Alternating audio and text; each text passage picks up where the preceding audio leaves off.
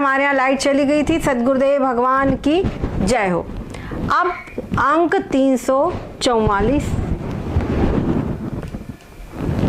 यहाँ पर कहते हैं कि कोई एक देशी त्वचा के साथ मन के संयोग को ज्ञान का हेतु मानता है, आत्मा के संयोग को नहीं।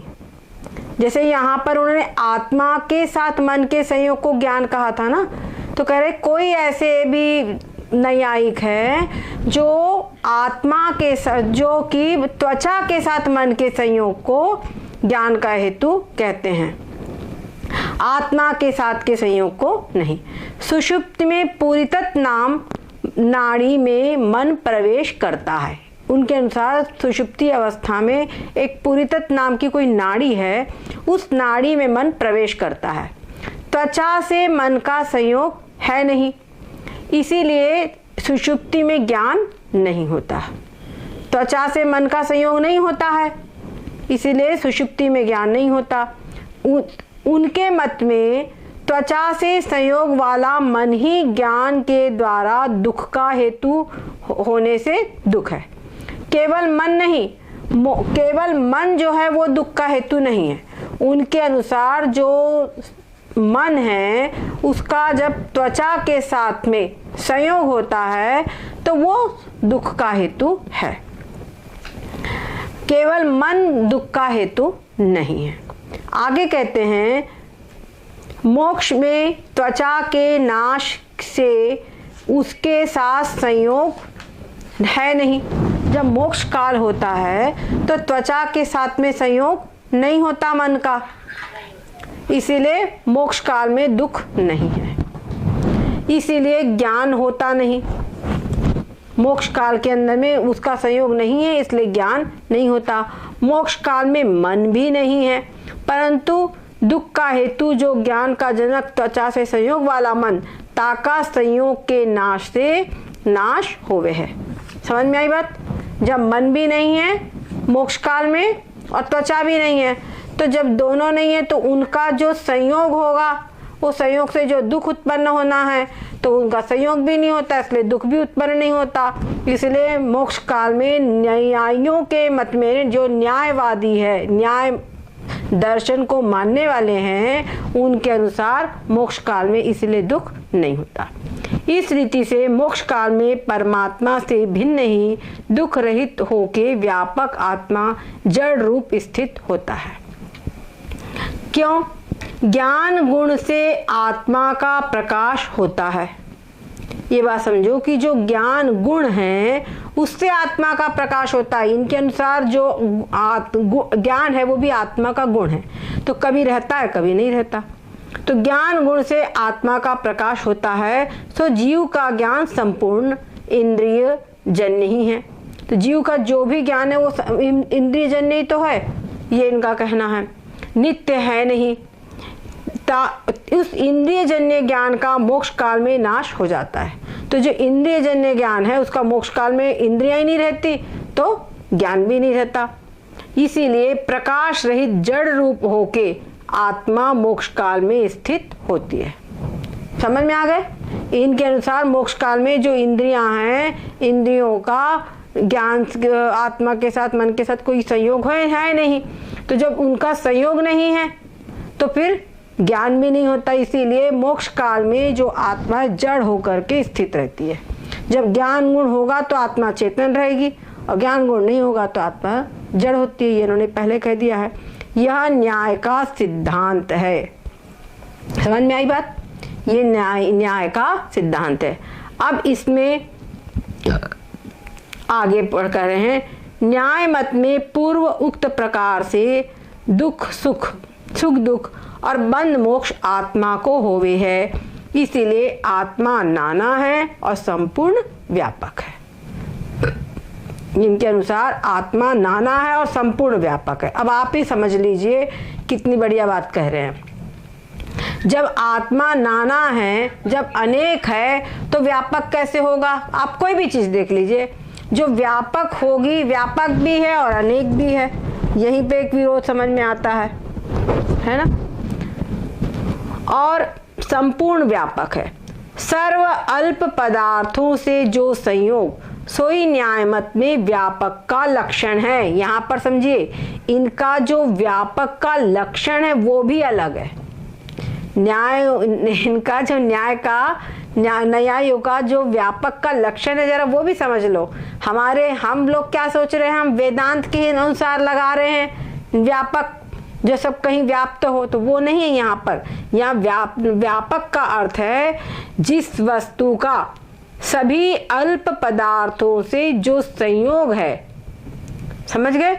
जो अल्प पदार्थ है मतलब जो व्यापक नहीं है, उन पदार्थों से भी संयोग हो, मतलब किसी प्रकार से उनका उसमें संयोग अगर है तो वो व्यापक है।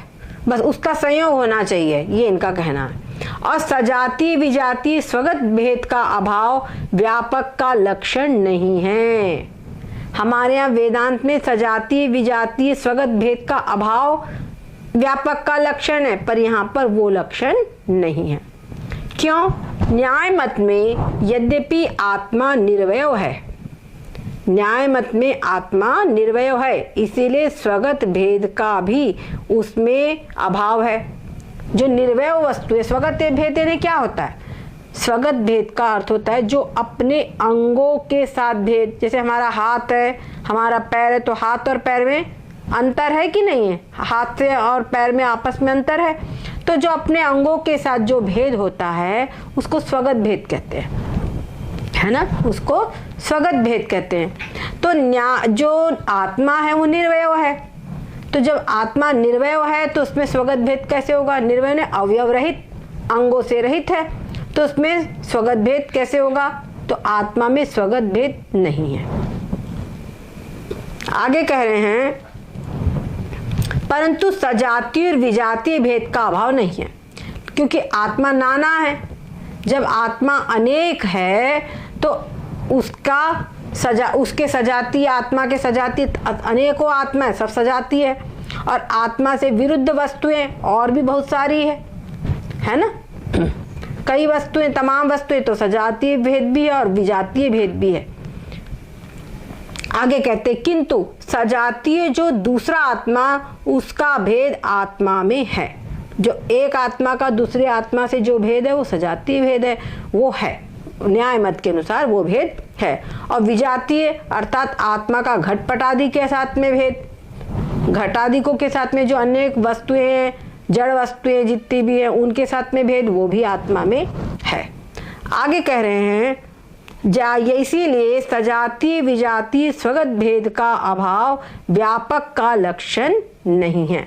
न्याय मत के अनुसार सजातीय विजातीय स्वगत भेद का अभाव ये व्यापक का लक्षण नहीं, किंतु सभी अल्प पदार्थों से संयोग ही इनका व्यापक का लक्षण है। इसमें कोई शंका करता है, किसी की शंका हो सकती है कि न्याय मत में आत्मा की तरह आकाश काल दिशा भी व्यापक है और परमाणु सूक्ष्म है ना? इन्होंने कई चीजें व्यापक मानी थी आत्मा में। यहाँ पर आत्मा के समान आकाश काल दिशा और पंचमहाभूत, बहुत सी चीजें इन्होंने व्यापक मानी थी, तो ये सब भी व्यापक है। आकाश काल दिशा ये भी व्यापक है। और इसको जरा फिर से सुनिए, न्याय मत में आत्मा की तरह आकाश काल दिशा भी व्यापक है और परमाणु सूक्ष्म है, निर्वय है। इन तीन से सभी व्यापक पदार्थों का संयोग बनता नहीं। और जो परमाणु हैं, मतलब जो आकाश काल दिशा, ये सब परमाणु से बने हुए हैं, तो जो परमाणु है वो बहुत सूक्ष्म है। तो सूक्ष्म परमाणुओं का सभी पदार्थों के साथ संयोग कैसे बन सकता है? नहीं बन सकता।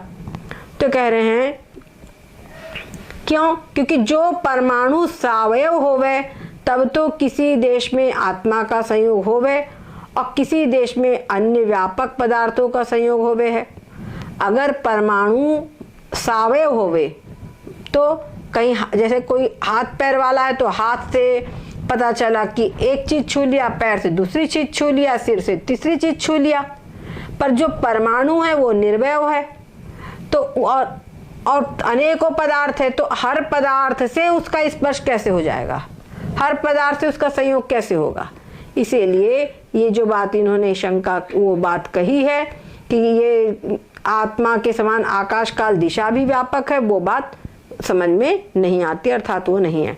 तो कह रहे हैं सो परमाणु सावयव है किंतु निर्वयव है और अति सूक्ष्म है, तिनके साथ एक ही देश में सभी पदार्थों का, सभी व्यापक पदार्थों का संयोग होवेगा, सो बने नहीं। उनका सबका संयोग होवे तब वो व्यापक कहलाएंगे, पर वो संयोग बन नहीं सकता है, इसीलिए वो व्यापक नहीं है। क्यों? जो एक के संयोग से स्थान निरुद्ध है, उस देश में अन्य पदार्थ का संयोग कैसे होगा। समझ में आ रहा है कि नहीं? जैसे हमारे हाथ की उंगली है, इस उंगली से किसी दूसरे की उंगली टच है, किसी उसका संयोग है। दो कपालों, संयोग का मतलब क्या है? जैसे दो घड़ा बनता है ना, घड़ा, तो घड़ा जो है उसके जो कपाल होते हैं, समझ गए, दो कपाल, वो कपालों का योग, उसको संयोग बोलते हैं। तो जैसे मेरी उंगली का दूसरी उंगली से संयोग होना चाहिए, ये ऐसा योग होगा तभी उसको संयोग कहेंगे। तो कोई भी पदार्थ है उसका अगर मान लो ये उंगली दोनों परस्पर में इन दोनों का संयोग है, तो तीसरे की उंगली यहाँ आकर संयोग हो पाएगा क्या? बोलो, नहीं हो पाएगा ना। तो यही बात यहाँ पर ये कह रहे हैं कि एक के संयोग से स्थान जो वो निरुद्ध हो गया, एक चीज का संयोग हो गया तो स्थान खत्म हो गया, अब दूसरे को सीट कहाँ मिलेगी? तो दूसरे का संयोग कैसे बनेगा? इसीलिए नाना पदार्थों को व्यापकता बने नहीं। इसमें जो न्याय मत ने नाना पदार्थों की व्यापकता कही है वो बात बनती नहीं। एक ही कोई पदार्थ व्यापक हो सकता है, हाँ भाई, एक पदार्थ व्यापक हो सकता है कि उसका सबके साथ संयोग हो, ये मान लिया जाएगा, पर इतने सारे चीजें व्यापक हो ये बात कैसे मानेंगी? यह शंका बने नहीं। इस शंका का समाधान कर रहे हैं। क्यों? जो सावयव वस्तु का संयोग है सो तो अन्य के संयोग का विरोधी है। क्या कह रहे हैं? जो सावयव वस्तु है उनका संयोग तो अन्य के संयोग से विरोधी, उनका एक ही से संयोग हो सकता है। जैसे जिस पृथ्वी देश में हाथ का संयोग होवे, उस देश में पाद का संयोग होवे नहीं।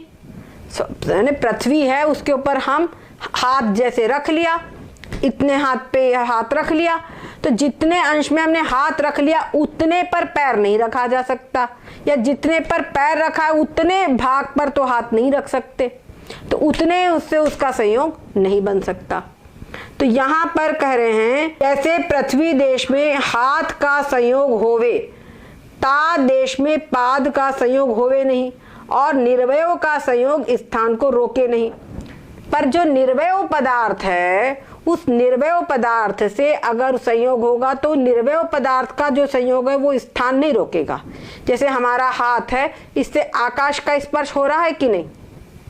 आकाश का संयोग हो रहा है, पर आकाश के संयोग के कारण क्या वो ऐसा हो गया कि हम दूसरी चीज नहीं छू सकते? बोलो, नहीं हो सकता ना। ये बातें कह रहे हैं। हाँ, तो तब तो छू सकते हैं। तो कह रहे हैं जो निर्वय पदार्थ है वो उसका संयोग तो होगा लेकिन वो स्थान नहीं रोकेगा। आकाश सब कहीं व्याप्त है लेकिन फिर भी वो स्थान नहीं रोक सकता। वायु सब कहीं व्याप्त है लेकिन वो स्थान नहीं रोकेगा। ऐसा नहीं है कि वायु है तो वहां बैठ नहीं सकते हो, तुम बैठोगे। इसीलिए अन्य के संयोग का विरोधी नहीं। यह वार्ता अनुभव सिद्ध है। भाई सही बात है, मानना पड़ेगा ये बात तो। अब नंबर 2, जैसे घट के जा देश में आकाश का संयोग है। जैसे घट है तो घड़े का समझ लीजिए जो गोल पेंदा वाला भाग है उससे आकाश का संयोग है, तो उस देश में काल का और दिशा का संयोग भी है कि नहीं है? जो घड़ा है उस घड़े से दिशा का भी संयोग हो रहा है और काल का भी संयोग हो रहा है। जो कोई घट का देश आकाश काल दिशा से बाहर होवे, अगर घट का देश यानी घट का स्थान आकाश और काल से बाहर होवे तो ता देश में आकाश काल दिशा का संयोग होवे नहीं। ये संभव है क्या? जहाँ पर घड़ा रखा हुआ है तो वो स्थान काल से परे हुए, काल से टच ना हो उसका, ऐसा नहीं है। और काल से भी परे नहीं, और दिशा भी उसमें है। क्लियर है कि नहीं बात? ये बात कह रहे हैं। तो कह रहे हैं तो बाहर के वो बाहर नहीं है, समझ गए? तो ये फिर से पढ़ रहे हैं, जो कोई घटका देश आकाश काल दिशा से बाहर होवे तो ता देश में आकाश काल दिशा का संयोग होवे नहीं, सो बाहर और कोई देश है नहीं। तो आकाश से बाहर कोई देश नहीं है, किंतु सर्व पदार्थन के सर्वदेश आकाश काल दिशा में ही हैं। जितने भी पदार्थ दिखाई पड़ रहे हैं सभी पदार्थों का आकाश, मतलब सभी पदार्थों के सभी देश, कैसे के सभी देश में सभी स्थान आकाश काल और दिशा में ही हैं, उनसे बाहर नहीं है। इसीलिए सभी पदार्थों के सभी देश में आकाश काल दिशा का संयोग है। ठीक है, ये बात क्लियर हुई? हर पदार्थ के साथ में भाई का दिशा, हम लोग दिशा कहते तो कोई दिशा का टच है बराबर, है ना? जो ऐसे कहे, और समय का काल ने समय का टच सबसे है। जो ऐसे कहे जा आत्मा को जा शरीर में अहम बुद्धि और मम बुद्धि होवे, जिस आत्मा को जिस शरीर में अहम बुद्धि और मम बुद्धि होती है उस आत्मा का वो शरीर है। क्या समझे? उस आत्मा का वो शरीर है। सो अहम बुद्धि और मम बुद्धि एक है, तो मम बुद्धि, हाँ, अहम बुद्धि और मम बुद्धि एक है, इसलिए सभी आत्मा से सर्व आत्मा से रहे नहीं। तो वो किंतु एक धर्म एक ही धर्मी में रहे हैं। तो जो अहम बुद्धि और मम बुद्धि वो तो एक ही है, तो सभी आत्मा में उनका अहम पना नहीं रहेगा। समझ में आ रहा? एक, क्योंकि आत्मा नाना है, तो किसी जिसका एक ही आत्मा से, एक आत्मा का एक शरीर से अहम बुद्धि और मम बुद्धि रहे, ये बात कह रहे हैं। दो कह रहे हैं जिस आत्मा का जिस शरीर में अहम बुद्धि और मम बुद्धि होवे उस आत्मा का वो शरीर है। अगर ऐसा कहते हो तो सो अहम बुद्धि और मम बुद्धि तो एक है, इसीलिए सर्व आत्मा से रहे नहीं, किंतु एक धर्म एक ही धर्मी में रहे है। तो सभी आत्मा से उसका अहम पना और मम पना नहीं रहेगा, केवल एक आत्मा से ही रहेगा, ये कह रहे हैं।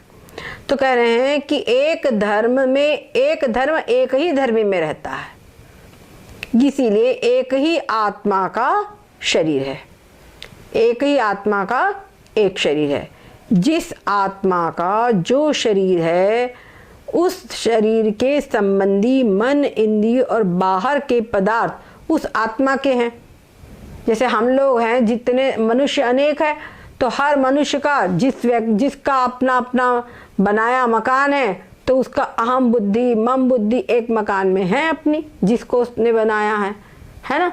तो जिसमें अहम बुद्धि, जिस मकान से अहम बुद्धि है मम बुद्धि है, वो उसी के अंदर में कुछ गड़बड़ होगा तो वो उसी को, ठीक है, दूसरे और जो घर है उससे उस व्यक्ति को मतलब नहीं। उसी प्रकार से तमाम आत्माएं हैं और उन नाना प्रकार की नाना आत्मा को, हर आत्मा को एक एक शरीर से आत्मबुद्धि।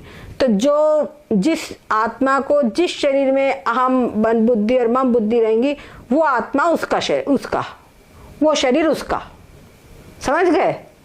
ये इनका कहने का अदर समझ में आ रहा है यहाँ पर। अब कह रहे हैं जिस आत्मा का जो शरीर है ता शरीर के संबंधी मन इंद्रिय और बाहर के पदार्थ उस आत्मा के हैं। क्लियर है? हाँ, तो बात है। तो कह रहे हैं आगे, इसीलिए व्यापक नाना आत्मा अंगीकार करने में कोई दोष नहीं है। अनेक जैसे मनुष्य है, सबका अपना अपना घर है और अपने अपने घर की चीज अपनी अपनी, वैसे ही अनेक आत्मा है और अनेक शरीर है। नाना आत्मा है, नाना शरीर है। और जिस आत्मा का जिस शरीर में अहम भाव और मम भाव है उस आत्मा का वो शरीर और उसके अंदर की सब कुछ सुख दुख और जो कुछ भी है वो उसका सीधे सीधे निर्णय है। तो कह रहे हैं कि इसीलिए जो व्यापक नाना आत्मा अंगीकार करे हैं उसमें कोई दोष नहीं है, ऐसा ये कह रहे हैं। अब इसका खंडन करते हैं कि सो वार्ता भी बने नहीं। क्यों? यद्यपि अहम बुद्धि एक देह में एक ही आत्मा को है, ठीक है, एक आत्मा को एक ही शरीर में अहम बुद्धि है, तथापि सो न्याय मत में बने नहीं, न्याय मत में वो भी नहीं बनता। किंतु सर्व आत्मा को एक देह में अहम बुद्धि होनी चाहिए। इनके अनुसार जो आत्मा है वो व्यापक है ना, समझ गए? आत्मा व्यापक है, तो जब सब आत्मा व्यापक है तो हर आत्मा को हर शरीर में अहम बुद्धि होनी चाहिए, होने चाहिए कि नहीं? ये बात कह रहे हैं। हर आत्मा का हर शरीर के साथ में संयोग होना चाहिए। तो कह रहे हैं सर्व आत्मा को एक देह में अहम बुद्धि होनी चाहिए, हर एक आत्मा को एक देह में अहम बुद्धि होनी चाहिए। क्यों? क्योंकि न्याय मत में बुद्धि नाम ज्ञान का है। अच्छा, दूसरी बात, यहाँ पे बुद्धि जो है वो ज्ञान का नाम यहाँ पे बुद्धि है। सो ज्ञान आत्मा और मन के संयोग से होता है, और इनके अनुसार जो ज्ञान है वो आत्मा और मन के संयोग से होता है। थोड़ा रुक जाओ, क्लास चल रही, थोड़ा रुक जाओ।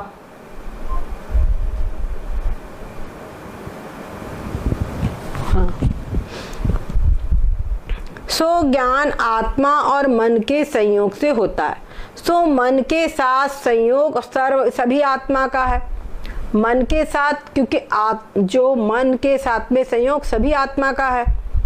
सो मन के साथ संयोग सभी आत्मा का है, इसीलिए मन के संयोग से जैसे एक देह में एक आत्मा को अहम बुद्धि होती है, वैसे एक देह में सभी आत्मा को अहम बुद्धि होनी चाहिए। ठीक है, ये इनका उत्तर है। और जो ऐसे कहे यद्यपि मन का संयोग तो सभी आत्मा से है, तथापि जिस आत्मा में ज्ञान का जनक अदृष्ट है उस आत्मा को अहम बुद्धि होवे। मान लो अब आप ये कहो कि मन का संयोग तो सभी आत्मा से है, लेकिन जिस आत्मा में ज्ञान का जनक अदृष्ट है, अदृष्ट का मतलब पुण्य पाप, जिस आत्मा में ज्ञान का जनक अदृष्ट है उस आत्मा को अहम बुद्धि होती है।